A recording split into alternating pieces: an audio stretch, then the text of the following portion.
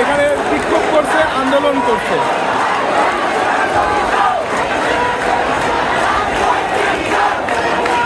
যেটা এক মাস আগে শুরু হয়েছিল এই ছাত্র আন্দোলন, এটা আজকে এই এক মাস পরে এটা আজকে অল্প কিছু শিক্ষার্থীর তরফ থেকে আন্দোলন আজ দেশের সর্বত্র ছড়িয়ে পড়েছে এবং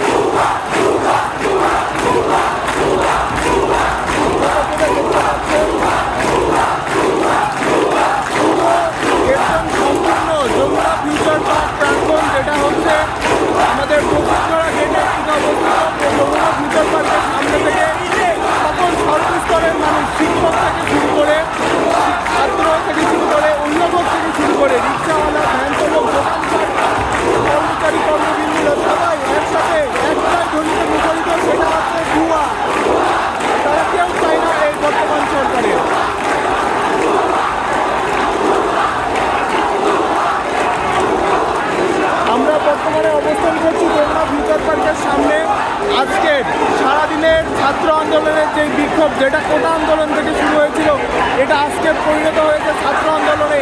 এই ছাত্র আন্দোলনের সকল তথ্য সরাসরি আর নতুন নতুন আপডেট পেতে আমাদের সাথে যোগাযোগ করুন, আমাদের সাথেই থাকুন।